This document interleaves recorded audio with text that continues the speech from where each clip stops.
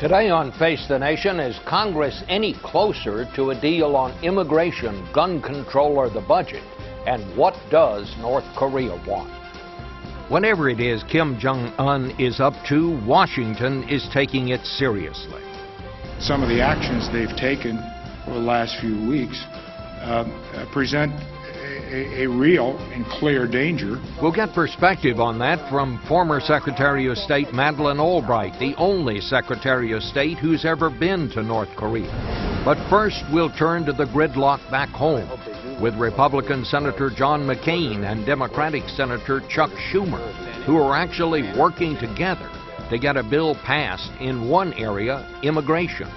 On page 2, we'll get analysis from longtime Washington Post correspondent turned author Blaine Harden, the Wall Street Journal's Daryl Seib, and our own Major Garrett and Nancy Cordes. Then we'll talk to Pulitzer Prize-winning New York Times correspondent Mark Mazzetti about his new book on the CIA, The Way of the Night.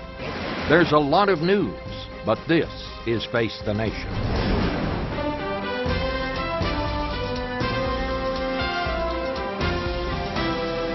From CBS News in Washington, Face the Nation with Bob Schieffer.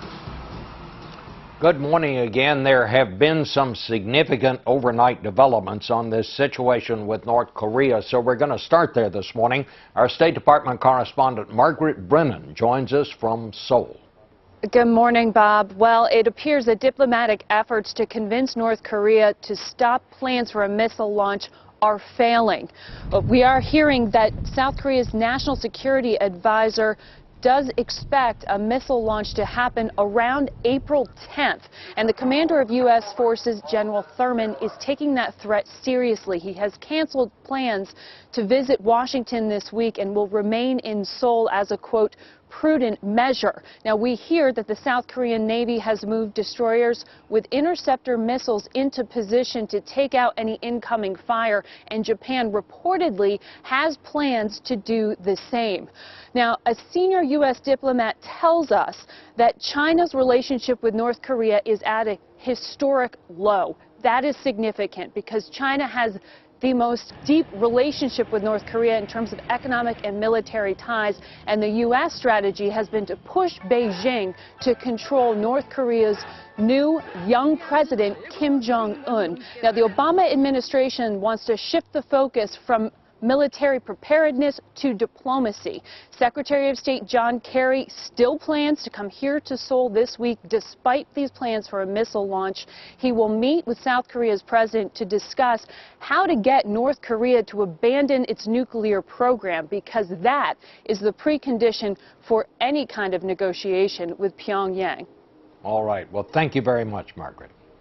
And joining us now, two key senators, both of whom appear regularly on this broadcast, but never together. Well, this morning they're here as allies trying to broker a deal on immigration reform. Arizona Senator John McCain and New York Democrat Chuck Schumer. But before we get to immigration, Senator McCain, you are, of course, the senior Republican on the Armed Services Committee. The resumption is that if North Korea is going to fire this missile, they would call it a test.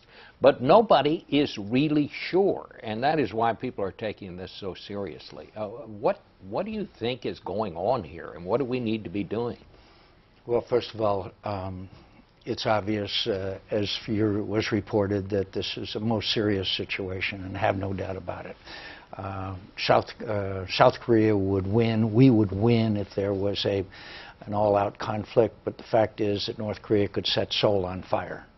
And that obviously would be a catastrophe of enormous proportions. I don't know what kind of game this young man is playing. It's obviously brinksmanship. But in the past we have seen this repetitious confrontation, negotiation, incentives to North Korea to better behave, hopes that they will abandon their nuclear quest, which they never will, otherwise they'd be totally irrelevant. And so we've seen the cycle over and over and over again for the last 20 or 30 years. They confront, there's crisis, then we offer them incentives, food, money, while meanwhile the most repressive and oppressive regime on earth continues to function. Finally, China does hold the key to this problem. China can cut off their economy if they want to. Chinese behavior has been very disappointing, whether it be on cybersecurity, whether it be on confrontation in the South China Sea, or whether their failure to rein in what could be a catastrophic situation, which more than once wars have started by accident. And this is a very serious situation. I think that's probably what the thing that people fear most, that somehow or another this rhetoric could get to the point that they do something and accidentally they trigger something that no one knows where it goes, Senator Schumer. Especially with such an erratic leader, and I agree with John. You know, the Chinese hold a lot of the cards here. They're by nature cautious, but they're carrying it to an extreme. It's about time they stepped up to the plate and put a little pressure on this North Korean regime. Let's switch to the reason that you all are here. And I don't want to call this historic, but John McCain and Chuck Schumer on the same side of the table working together. You're part of this bipartisan group in the Senate trying to cobble together some kind of a plan for immigration reform. How close are you, Senator? Yeah, I think we're doing very well. I think that we hope that we can have a bipartisan agreement among the 8 of us on comprehensive immigration reform by the end of this week. Over the last 2 weeks, we've made great progress. There have been kerfuffles along the way, but each one of those thus far has been settled. And what's happening, actually, Bob, is the staffs of the 8 of us are in a room working 12 hours a day, taking all the agreements that we've come to over the last 3 months and turning them into legislative language, specific legislative language. That's a tedious, arduous process. Every so often, one or more of the 8 says, well, that language isn't quite what we agreed to. You have to go back. But thus far, we're on track. All of us have said that there will be no agreement until the 8 of us agree to a big, specific bill. But hopefully we can get that done by the end of the week. By the end of the week. That hopefully. That's what we're on track to do. Well, let me ask you, Senator McCain. Marco Rubio, Senator from Florida, has not signed on yet. He is part of your group. You think he'll be part of this? Oh, he's been very helpful and important in this whole effort that we've been making. He's reached out to conservative sides, including talk show hosts and others, and Marco has been very important. I'd just say, Chuck and I, it's not the first time we've worked together. I thought we really achieved something when we averted basically doing away with the 60 votes in the United States Senate, and we worked hard with other senators on that. Chuck Schumer is a man of his word, and that's why I think we've been able to, the 8 of us, work together, and I appreciate everybody's involvement. We need to have a path to citizenship, and we need to have secure borders, and we also have to address the issue of 40% of the people who came here illegally. They didn't cross our borders, they came on a visa and overstayed their visa, and that means we have to have a robust guest worker program so that people will not hire someone who is here illegally.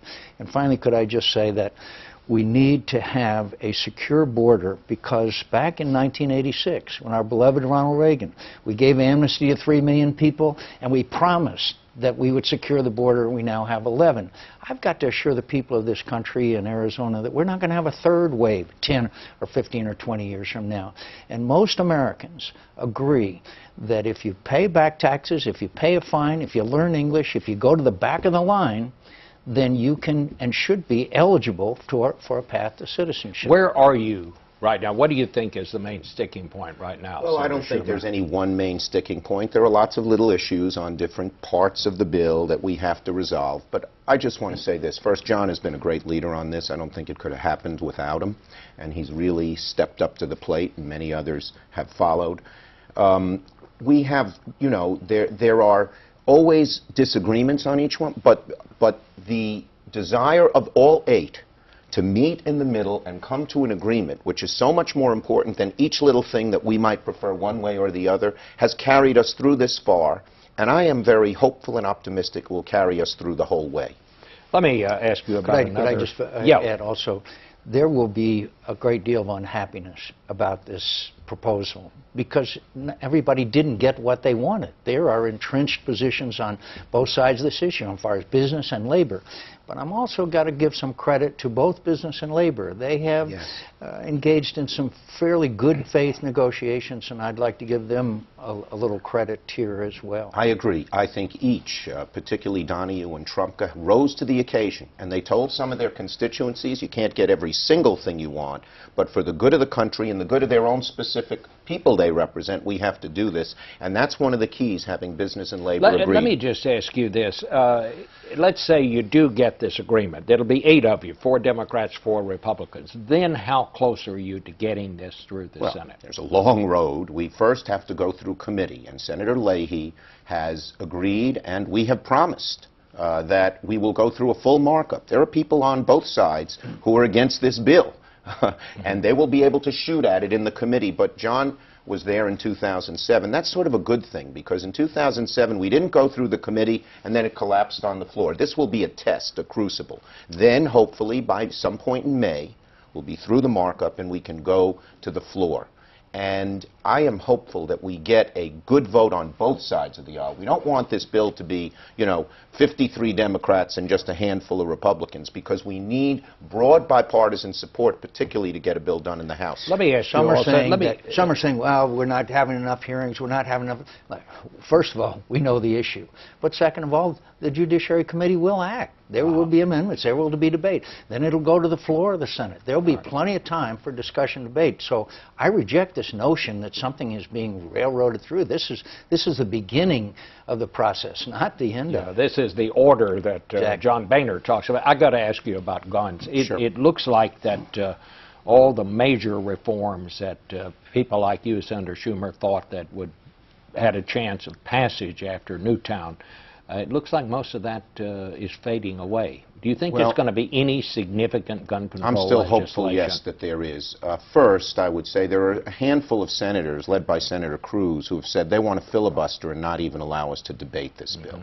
That would be very wrong. This is a big issue. There are deeply felt convictions on both sides. John and I clearly would not agree, but we certainly should at least be allowed to get on the floor and have debate. And oftentimes, and this is the rules changes that John and I worked on earlier this year, Republicans said, we're blocking you from going on the bill because you won't allow amendments. But on this one, Leader Reid has said he would allow a full-throated debate with amendments. So please let us go to the floor. If we go to the floor, I'm still hopeful that what I call the sweet spot, background checks, can succeed. We're working hard there. Senator Manchin and Senator Kirk have a few ideas that might modify the proposal that we put in there. As long as they don't impair the effectiveness, I'm entertaining those. And hopefully, people will rise to the occasion. Let's see what, Senator McCain, what's your thought on a filibuster on this? Would you be against that? I don't understand it. The purpose of the United States Senate is to debate and to vote and to let the people know where we stand. So you'd encourage Republicans not to filibuster? I would not only encourage it, I don't understand it.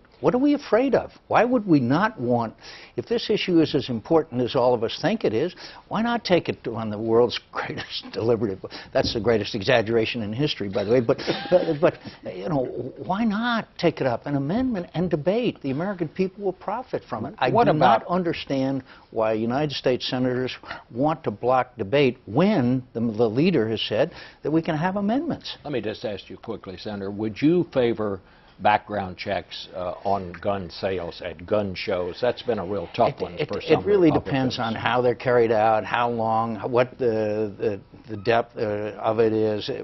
This is another reason why we need to go to the floor. Maybe we could. Everybody wants the same goal, and that is to keep the guns out of the hands of criminals and people who are mentally disabled. And background checks are being conducted. Are they sufficient? Are there ways we can improve those? Then I think that that's, again, subject that I think the American people and certainly the Congress could be helped by if we have a vigorous debate and discussion. Do you think Mayor Bloomberg's actions, putting a lot of money into ads in states outside New York, do you think that's helped or hurt, Senator McCain? think it may have hurt him a little bit in states like mine, you know, the outsider coming in. But I respect his right. There's special interests are playing in all of these things. I respect their rights to invest money, and I'm sure the television and radio stations in my state are appreciative. You know, the NRA's investing a lot of money. Why shouldn't Mayor Bloomberg be allowed at least to give his point of view and the viewpoint of, at least on something like background checks, supposedly 90% of Americans? You know, I want to thank both of you. This reminds me of how Washington used to be when I first came to Washington. I'm sure it'll never be the same, and I'm sure it looks better in the rearview mirror than it really was.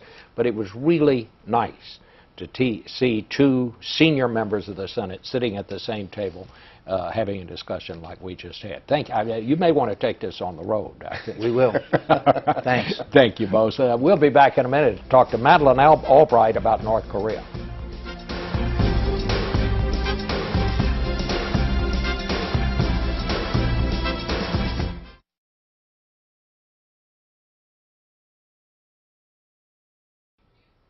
And we welcome back to the broadcast the Secretary of State during the Clinton administration, Madeleine Albright, and of course you were the UN ambassador before that. Secretary Albright, you were, I guess, the only American Secretary of State who's ever been to North Korea, as far back as I know. You were there, when was it? I was there in the fall of 2000. You know, I'm still the highest sitting official that went there. I mean, other officials have gone, and President Clinton went afterwards when he was out of office, but I'm still the highest sitting official that went in the fall of 2000. So what do you make of what's going on right now? Well, I think there are a number of levels to it, Bob, which is that I think primarily this is about Kim Jong-un trying to establish his position internally.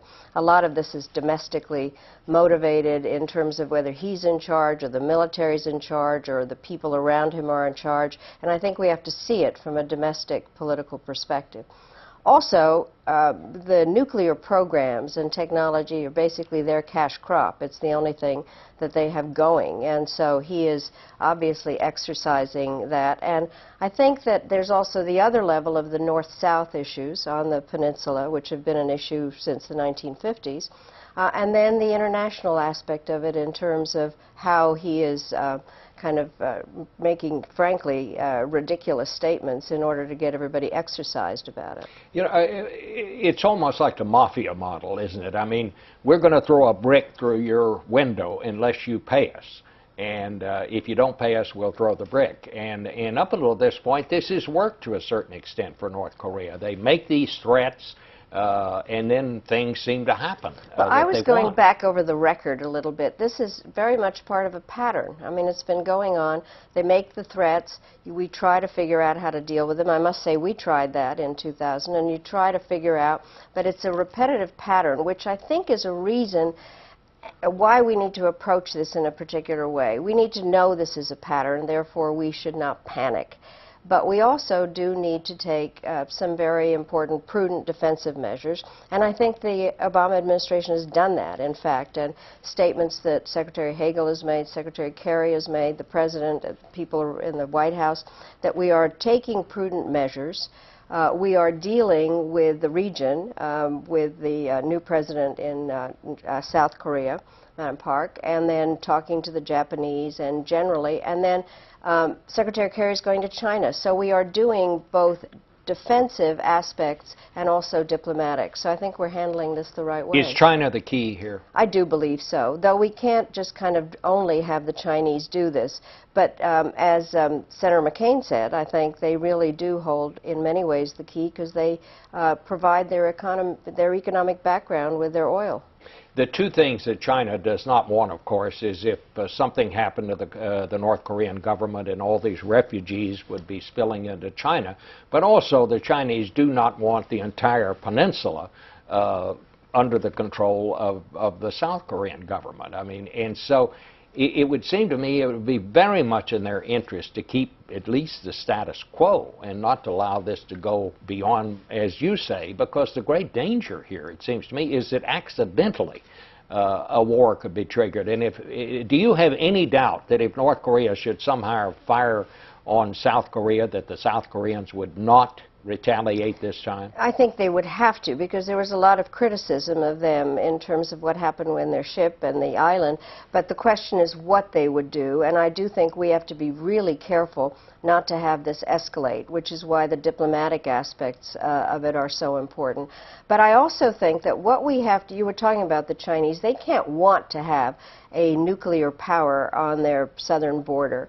They certainly don't want the refugees. I think this may sound difficult to do, but necessary, is to persuade them that the North Koreans are not the buffer for them that they think it is, that the South Koreans and us, because we are in an alliance, have no hostile intent there, and that they don't need to be afraid of a denuclearized Korean peninsula.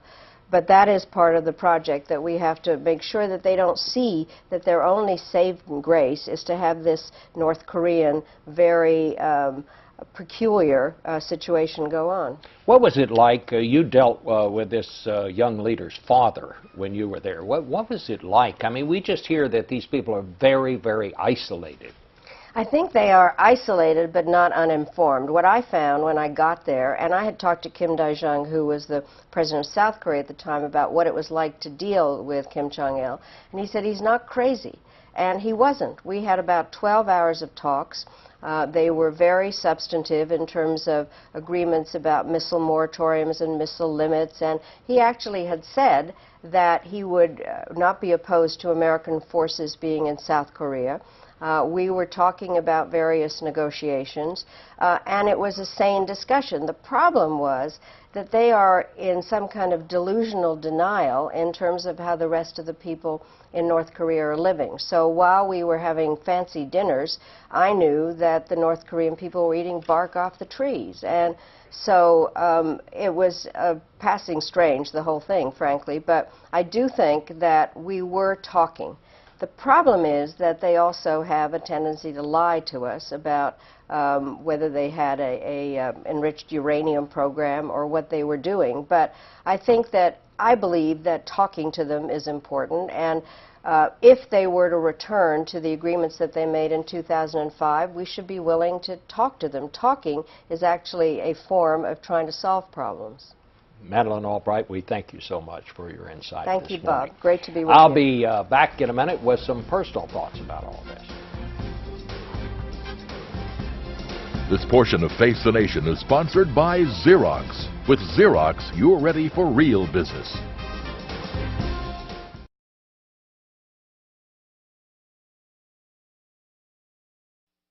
You know things have taken a dangerous turn when Fidel Castro joins the United States in calling on North Korea to tone down its rhetoric about the threat of nuclear war. But that is what Castro did.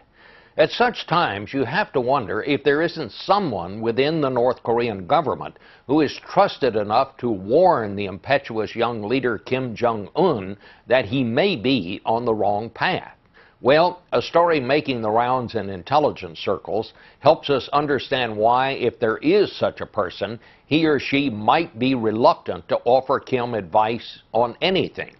According to this report, there were 7 military generals who served as honorary pallbearers at the funeral of Kim's father. 4 have disappeared without explanation, vanished. No one knows where they are. The 5th apparently offended Kim in some way and was marched before a group of contemporaries strapped into a suicide vest packed with explosives and simply blown up before their eyes. That kind of thing is the part that worries U.S. officials, and apparently Fidel Castro as well. Back in a minute.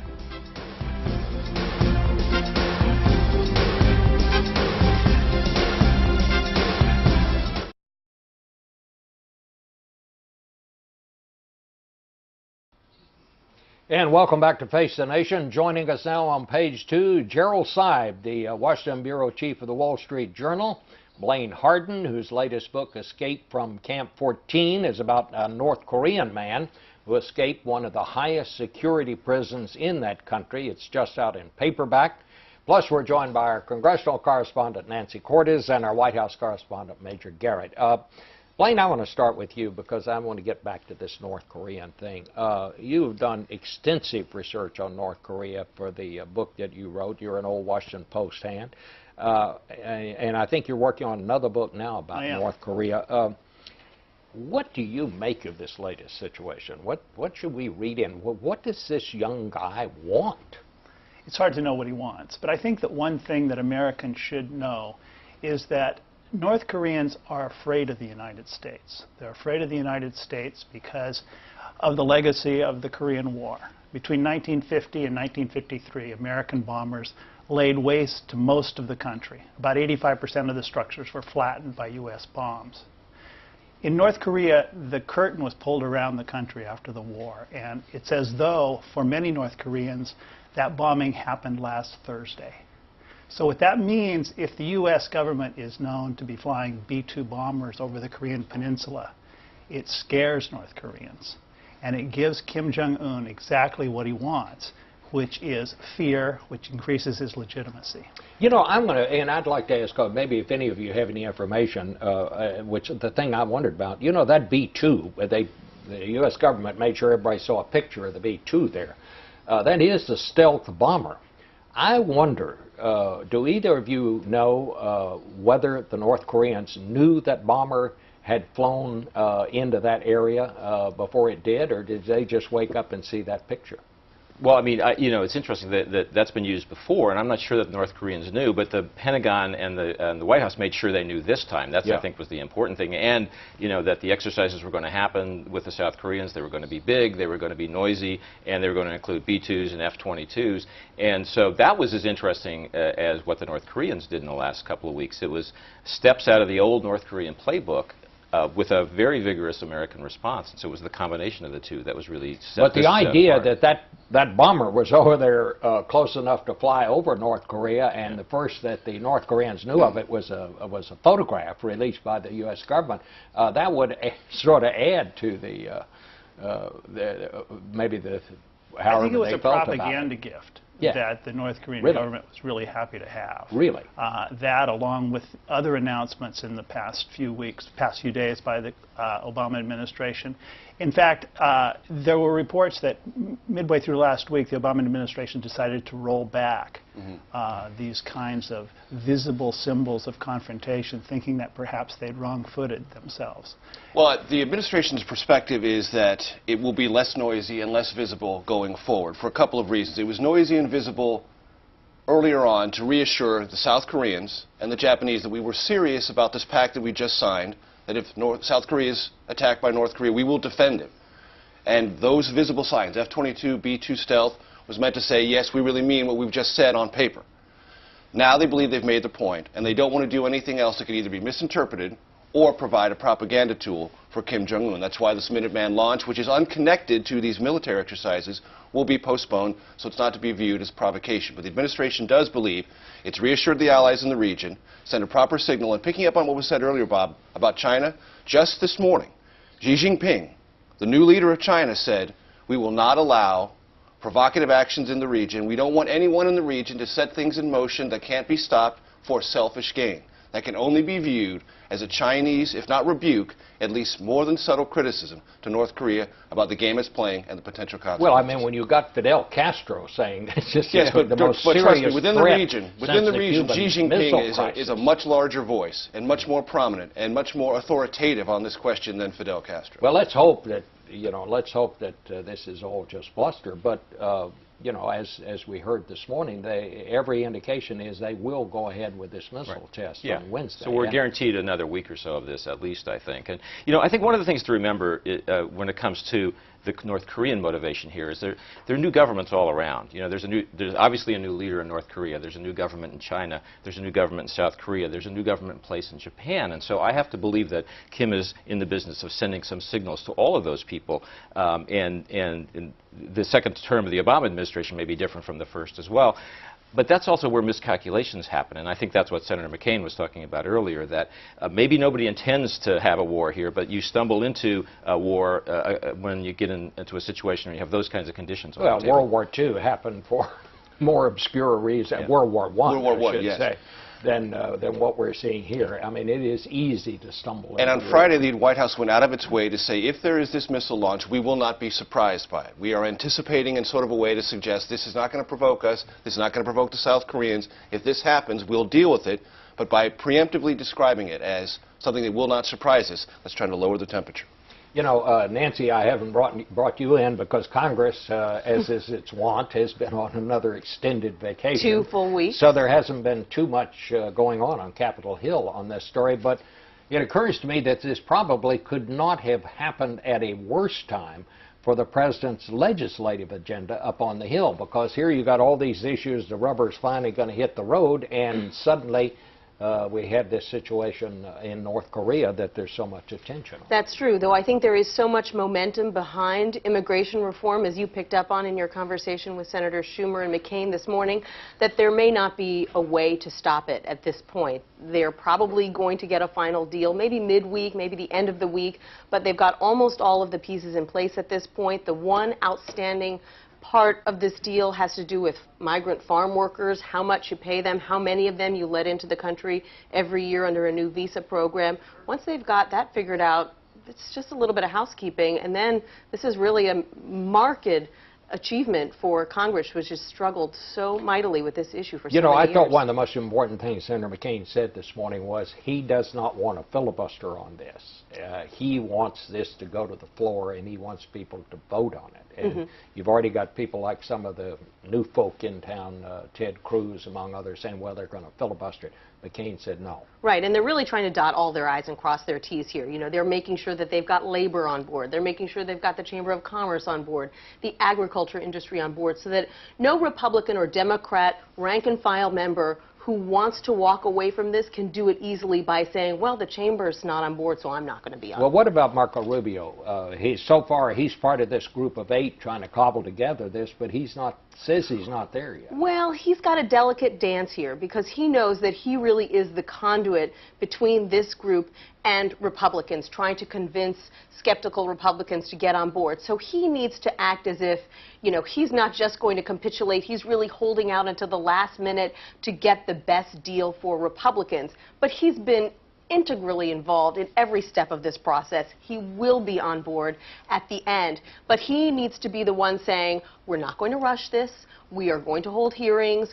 This is going to be done out in the light of day, so that you have Republicans who have opposed immigration reform in the past but feel that it's in their interest to support it now to be able to do that more easily. Do you have a sense, Major, that they can actually pass a bill this year? Well, the White House believes that it can, and on Friday it became very much aware of this Dear Colleague letter that Senator Marco Rubio was circulating, asking for a slow process in the Judiciary Committee, as well as a full amendment process on the Senate floor.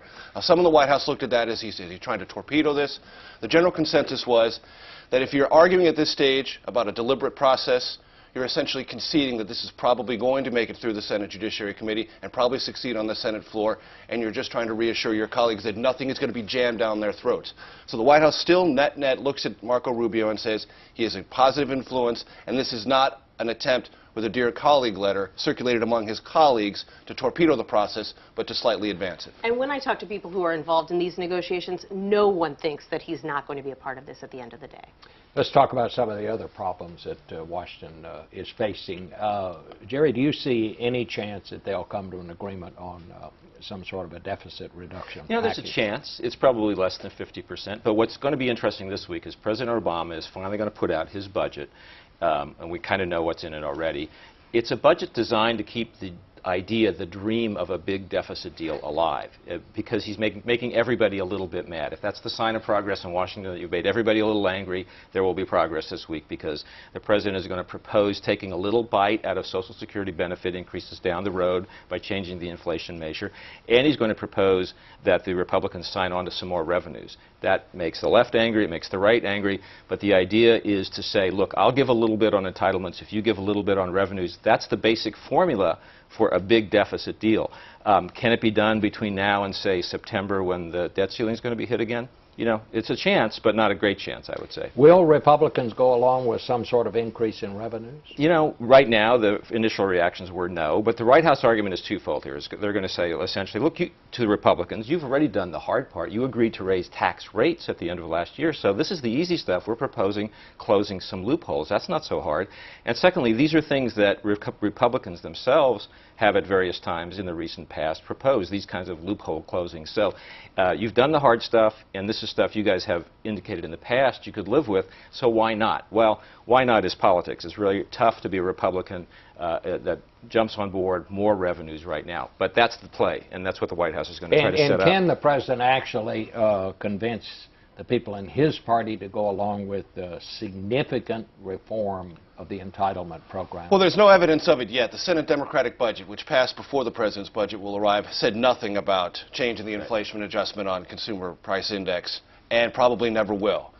There is a political aspect to this, Bob. The White House believes that it is staking out a position of unvarnished reasonableness, and that if Republicans don't do this, then in the midterm elections in 2014, along with gun control, if that doesn't work, and possibly immigration, if that doesn't work, the White House can say, look, we are the party of compromise and movement. The Republicans are the party of intransigence and opposition, and with Organizing for America and all these other various offshoots that the Democrats are focusing on to win back the seats, they need to get a House majority that will be part of the political argument. And I would say race one to keep an eye on is South Carolina 1, because that special election will be a very early indicator of Democrats having a chance to get back the House in the next term. And this, of course, is the one that will feature on the Republican side the former governor, Mark Sanford, and on the Democratic side, Stephen Colbert's Elizabeth sister, Colbert Bush, yes. who pronounces it Colbert. Yes. So we'll see how that comes out. It looks to me like that any kind of meaningful legislation on gun control may not happen here. Nancy? Well, we've got a few pieces of bipartisan agreement on gun trafficking, on cutting back on straw purchases, things like that. But there are a lot of people who wanted it to be much bigger, notably Democrats. And they haven't thrown in the towel yet. Senator Schumer, who was here this morning, is now in delicate talks, Senator Manchin of West Virginia as well, with Senator Toomey of Pennsylvania. He's kind of a new entrant into these discussions over, is there a way that we can create some kind of bipartisan agreement on background checks that will enable Toomey to get on board? That would be significant. He's got a very good rating with the NRA. If he was able to get behind something, they could then sell that to the wider Senate. And there are a number of senators, Republicans, who have said privately to Democrats, we could get behind this, but only if you get a big-time Republican on board first. Jerry, do you think there's any chance for anything meaningful, like a real good background check, if nothing else? I think that's going to depend entirely on how you define meaningful, but I think it's clear that what people thought, people who were advocates of gun control thought 2 months ago after Connecticut, we're so far back from that now. I mean, we're talking about maybe background checks. We're not talking about magazine increase or decreases in the size of magazines, and assault weapons seem to have gone off the table entirely. So compared to what people were talking about just a couple of months ago, the ambitions for the gun control folks have scaled way back already, and that's where we're talking now, and it could get worse for them as it goes forward. Blaine, you used to be involved in what was going on around Washington. Now you're out writing books. Well, I'm How does it all look to you right now? I'm surprised that public revulsion over the shooting seems to have declined over a relatively short period of time. That is just kind of shocking to me. Do you think that that means that, I mean, what is all of this, what we're seeing now, what does it say about Washington right now? Has it changed? You've been here a long time like I have. Well, people don't get together and talk when they disagree. They tend to live in separate separate worlds. I will say that gun control advocates feel, many of them, like, you know, we don't have to get everything all at once. Even if we can make some of these steps, it's further than we've gotten in decades. We'll take it, and then we'll fight another day. These things often don't happen all at once. It's going to be step by step. And look, something is better than nothing, and for many, many years, this debate did not exist in Washington at all. It just was completely nullified by political paralysis and fear. And the president believes some of that was his responsibility, and he feels badly for it. And you could see right after Newtown, he felt that he had to summon up something within him deeper and more profound on this issue. He's going to be in Connecticut tomorrow. The First Lady has another very big event this week. The Vice President will have too. There will be a concerted, visible rhetorical push from the White House on this issue, and they are content, as the President said, and he really tipped this off in the State of the Union address, vote. Not pass, vote. They believe this is a long-term process, and the votes will be clarifying on this issue the first time around, and what may lead to something more successful the second or third time around. The White House does believe this is a long-term process. You know, what I found remarkable today was that, Major and I were talking about this before, is that on the immigration bill, people find it remarkable that it's going to go through a regular process. Oh, there are going to be hearings, there's going to be a vote, there's going to be a vote on the floor, then it'll go to conference. Well, that's the way it's supposed to work around here. It's so unusual now that people find it exceptional enough to say, wow, that's what's going to happen to the immigration bill. That's a real commentary on how Washington doesn't work, to me at least, at this point. All right. Well, I think you're absolutely right. Thank you all very much. And we'll be back in a minute to talk about this new book on drones and the CIA.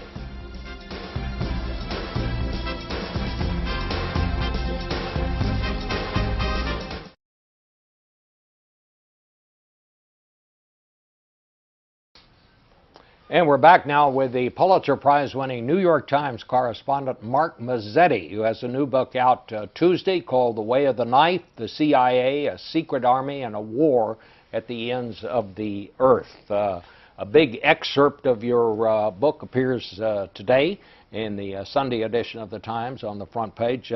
I think, Mark, what makes your book so valuable, it really is the first detailed, in-depth look at this whole use of drones, which has become certainly the drug of choice in the war on terror, and how it has evolved. As you got into this, what was it that surprised you most?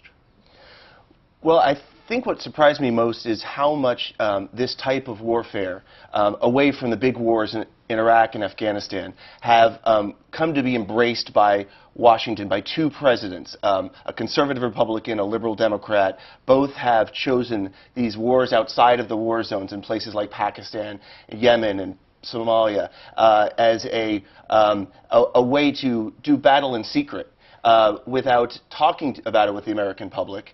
And it's extraordinary how much it goes on. And another thing that really surprised me is when you wage war in these kind of ways, the different characters who come in to play, who play outsized roles, are really interesting. And some of those characters I tried to explore in the book. You know, I mean, for example, we are now training more drone pilots than we are training pilots. That's right. And we have different qualifications. In the Air Force, you have to be a pilot before you can get into the drone program. And that's not the case, I think, in the CIA, if I understand it. Well, and in some cases, actually, you do have military pilots actually operating CIA drones. It's amazing how much there's been this convergence over the years between the military and the CIA. In a place like Yemen, you have the CIA running a drone war, the military running a drone war. Sometimes the CIA drones are operated by military pilots. The soldiers have become spies, and the spies have become soldiers. And so it's really this phenomenon over the last decade. I was out in Holloman Air Force Base a year ago, which is where they train the drone pilots. And as you said, this is where the Air Force is going, outside of the cockpits and into the ground trailers. Who can order the use of a drone? You know, we all know what the rules are on using nuclear weapons. It's only the president who can authorize their use. Are there sets of rules under which these weapons are operated? Do they have to answer certain questions? And who actually has the power to launch them? There are. It depends on the country. And right now, the Obama administration is trying to figure out what they call this playbook, to figure out these rules that you're talking about, because they haven't really been worked out, that will be set in stone for years to come and for future presidents to use. You have, in Pakistan, the CIA director can authorize drone strikes, or the deputy CIA director. Outside of Pakistan, in places like Yemen, that right now has to go through the White House. It has to be signed off formally by John Brennan, who's now the CIA director, but was at the White House, and then ultimately by President Obama. So there's different rules for different places, and this is what everyone is trying to wrestle with right now. There are obviously great advantages to using this. I mean, no American lives are going to be lost when you launch a drone, because they're operated from far, far away from the battlefield.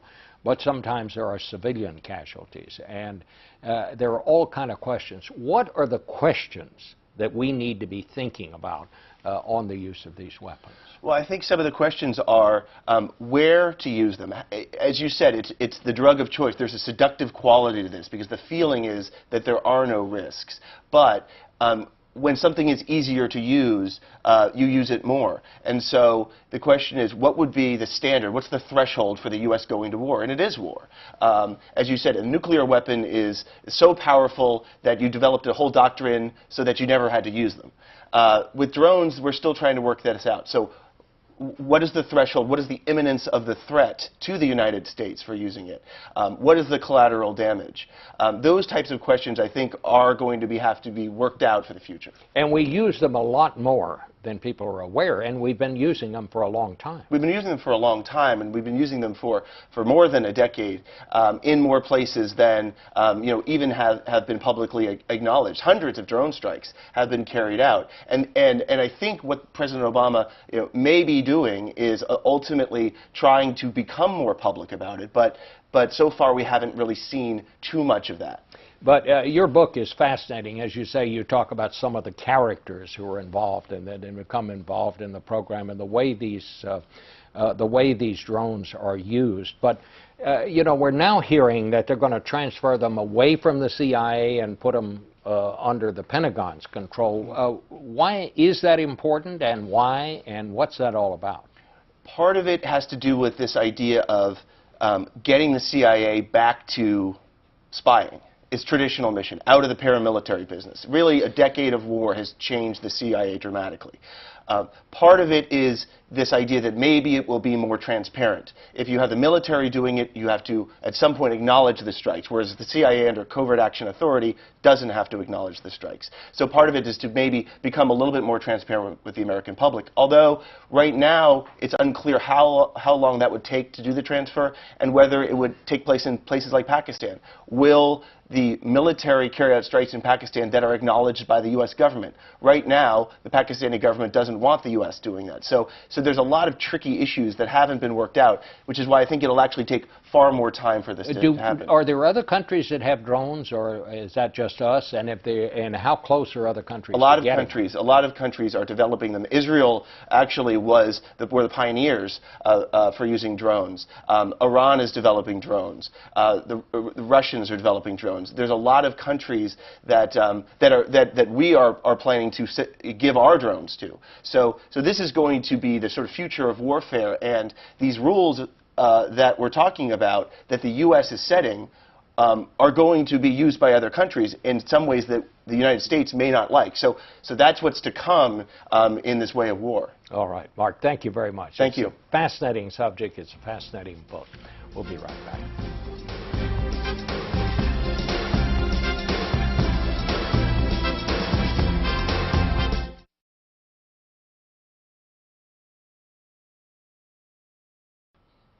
Well, that's about it for us today. We'll be back here same place, same time, same station. So thanks for watching, and we hope to see you then on Face.